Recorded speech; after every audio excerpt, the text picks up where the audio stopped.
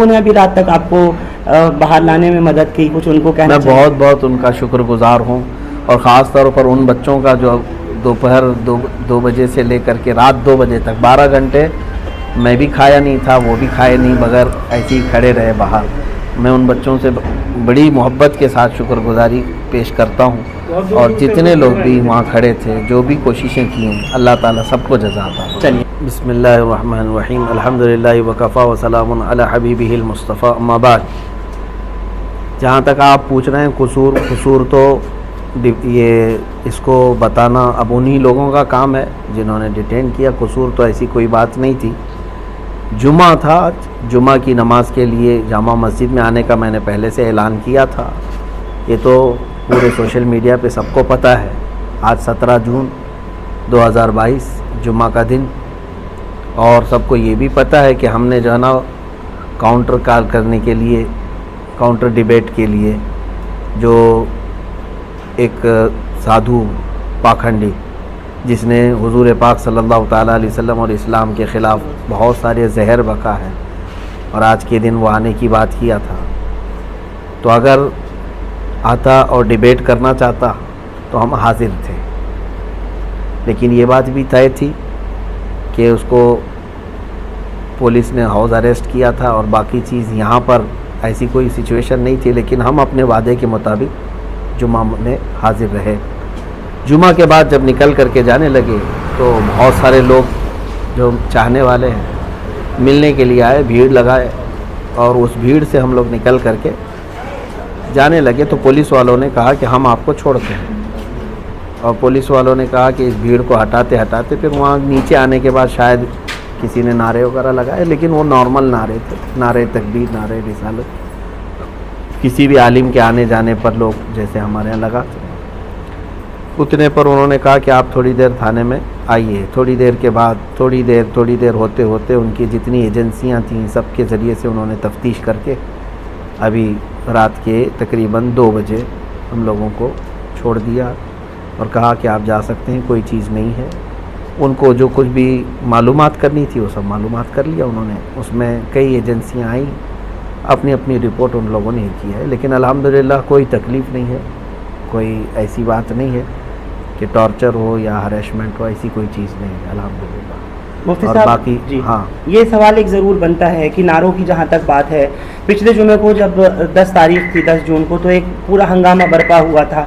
नहीं मालूम कि कौन लोग थे जो जामा मस्जिद की सीढ़ियों पे आके ऐसा कर गए, और ये वीडियो तो पहले ही से यति नरसिंहानंद सरस्वती की आ रही थी। देखिए, तो आज अचानक नारे कैसे हुए? और ये बात का भी पता था कि यति नरसिंहानंद सरस्वती हाउस अरेस्ट हो गया, नहीं आ रहा। हाँ, फिर देखिए, पिछले जुम्मा का तो मुझे मालूम नहीं है क्या चीज़ हुई थी, कौन लोग आए थे, उस पर तो मुझे पता नहीं। लेकिन इस जुम्मा तो हमने ना किसी को लोगों को बुलाया था, बल्कि हमारी उस वीडियो में मौजूद भी है। हमने ऐलानन कहा था कि मैं तन्हा जा रहा हूँ, मैं अकेला जाऊँगा। लोग जो आने वाले थे मैंने उनको भी मना किया, किसी को आने की ज़रूरत नहीं है, हम देखेंगे इंशाअल्लाह उधर जो भी होगा। और बाद में नारे कैसे लगे? नारे तो देखिए, कोई भी एक बड़े आलिम आते हैं या जिससे लोग मोहब्बत करते हैं, वो जब आते जाते हैं तो नारे लगते हैं, बहुत कॉमन चीज़ है, आपको भी पता है।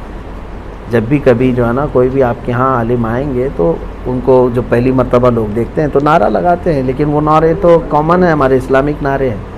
और ये मस्जिद के अंदर में नहीं हुए, मस्जिद से बाहर आ जाने के बाद जब मैं जा रहा था तब नारे लगे होंगे, बस इतनी सी बात है और कोई बात नहीं। कोई वायलेंस नहीं हुआ और ना ही कोई हमने डिस्टर्बेंस किया है वहाँ पे। कोई ऐसी चीज़ नहीं है कि शांति को भंग किया हो, ऐसी कोई चीज़ ना हुई है, कुछ भी नहीं है। हाँ, लेकिन इतनी बात ज़रूर है कि मुझे 12 घंटे के बाद अगर किसी बात की तकलीफ़ है तो ये दज्जाली मीडिया की है, जिन्होंने मतलब रिपोर्टिंग ऐसी की है गलत अंदाज में कि यहाँ डिस्टर्बेंस के लिए आए थे, फिर पुलिस ने वो किया, ये किया। ये 4 कदम पहले ही यही जज हैं, यही वकील हैं, यही सब कुछ है। इनके ऊपर जो है कार्रवाई क्यों नहीं होती है? जो जहर फैलाते हैं जो मीडिया के कुछ लोग। अभी तो हमारे अंदर बातचीत चल रही है, वो लोग हमारे लिए जो सवालात हैं वो कर रहे हैं, उससे पहले तो यहाँ न्यूज़ चल रही है। आप कुछ करेंगे क्या इस तरह की मीडिया के लिए, या कुछ नोटिस जिन्होंने आज आपके लिए काफ़ी प्रोपेगेंडा चलाया और अभी भी कुछ मेन स्ट्रीम चैनल्स के ऊपर चल रहा है कि आपकी गिरफ्तारी हो गई और आप यहाँ माहौल को ख़राब करने आए थे। क्या कुछ आपकी तरफ से कोई नोटिस वगैरह कानूनी तौर पर? हम करेंगे, हम लीगल अंदाज में जाएंगे इनके ख़िलाफ़, क्योंकि हमारे देश के लिए अब सबसे बड़ा नुकसानदेह कोई चीज़ है तो यही लोग हैं अभी सबसे ज़्यादा। अगर ये लोग ये मुर्गे लड़ाने का नहीं बंद करेंगे और ये इस तरह का जहर फैलाना बंद नहीं करेंगे तो ये पूरे लोगों को पकड़ पकड़ करके कुछ होने वाला नहीं है। यही सारे लोग माहौल क्रिएट करवाते हैं, एक कम्युनिटी या फिर एक समुदाय के ख़िलाफ़ जहर भरना, ये सब तो पूरा इनका मीडिया का चल रहा है। हम इंशाल्लाह इसके लिए भी लीगल अंदाज में जाएंगे। मौलाना, जामा मस्जिद आने से पहले क्या किसी सरकर्दा शख्सियात से कोई बात हुई थी या कोई ज़िम्मेदारों से बात हुई थी यहाँ, या कुछ एहतजाज को लेकर के? नहीं, हमारा ना ये एहतजाज था, ना प्रोटेस्ट था, ना हमारा वहाँ कुछ बयान होना था। हमको तो वहाँ पर प्रेजेंट रहना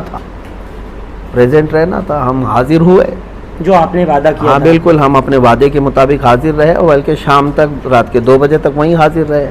हाँ, हम तो इस बात में आए थे। बाकी जहाँ तक बात है सरकर्दा शख्सियत सबके इल्म में है और सारे लोग अल्हम्दुलिल्लाह दुआएं भी दे रहे हैं, सपोर्ट में भी हैं। उन्होंने थाने में किस तरह के आपके साथ में कोई किसी तरह की बदसलूकी दिल्ली पुलिस ने, आईबी ने, स्पेशल ब्रांच ने या क्राइम ब्रांच ने, कुछ वो भी बताएं इन 12 घंटों की बात दर्शकों को, क्योंकि लोग आपका बहुत इंतज़ार कर रहे हैं सुनने और देखने के लिए। नहीं, किसी ने भी नहीं।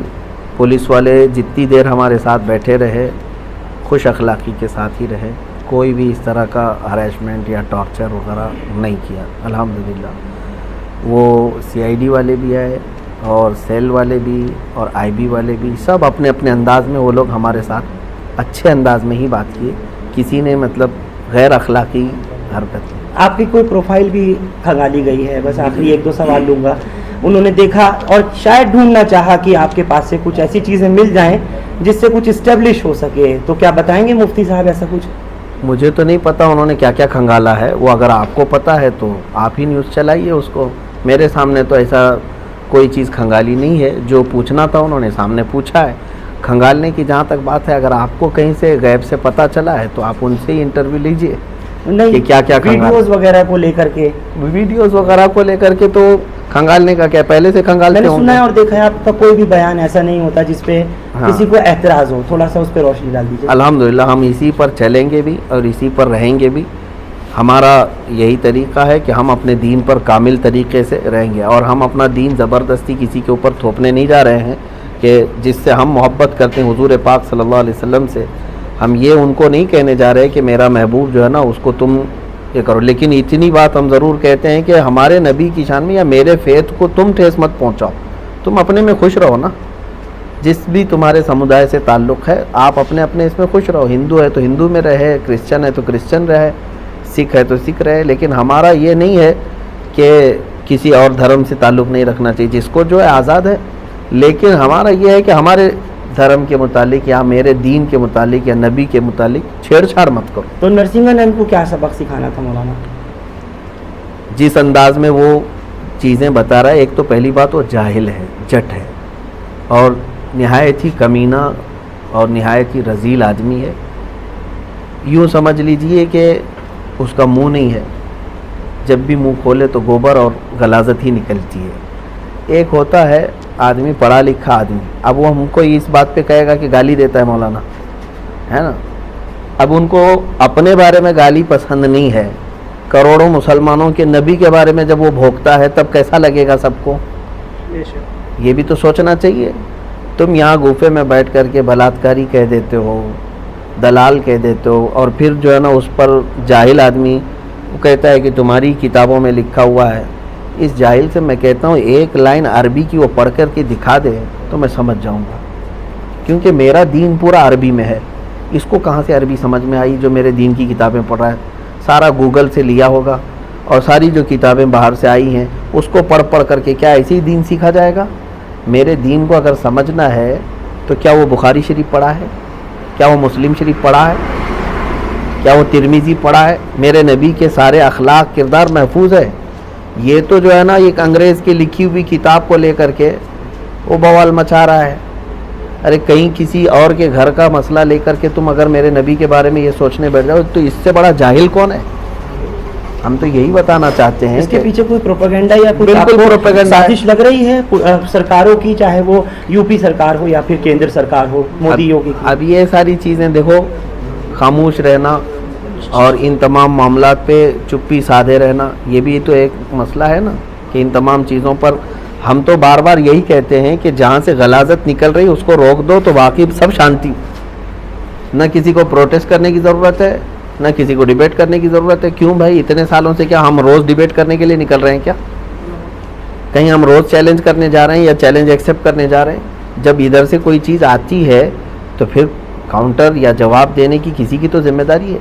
अब ये लोग कहते हैं, जैसे पुलिस वाले हों या ज़िम्मेदार लोग, कहते मौलाना वो पागल है, वो मूर्ख है, बेवकूफ़ है, उसको छोड़ दो।